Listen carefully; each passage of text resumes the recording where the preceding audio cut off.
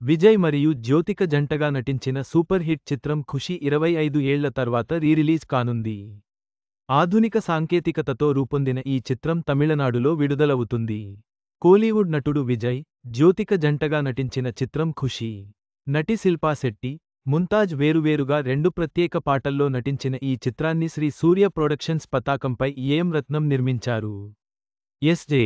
సూర్య కథ, దర్శకత్వం బాధ్యతలను నిర్వహించిన ఖుషీ చిత్రానికి దేవా సంగీతాన్ని, జీవా ఛాయాగ్రహణం అందించారు.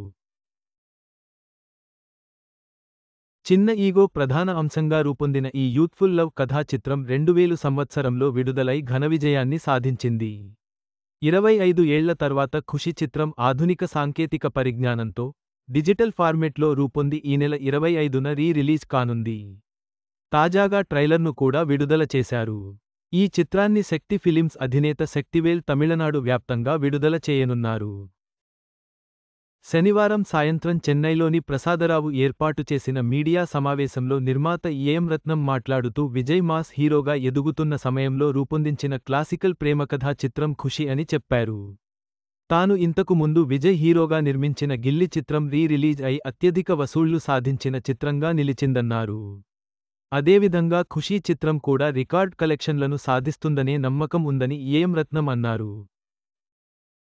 అదేవిధంగా ఖుషీకి సీక్వెల్ చేయాలన్న ఆలోచన కూడా కలుగుతోందని ఆయన చెప్పారు.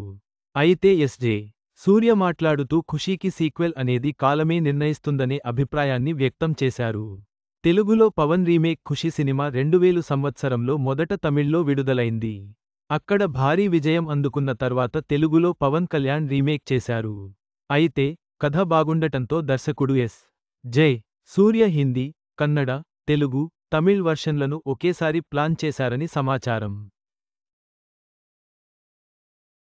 అయితే, మొదట తమిళ్ వర్షన్ విడుదల అయింది. 2001లో తెలుగులో ఖుషి విడుదలైన విషయానికి తెలిసిందే.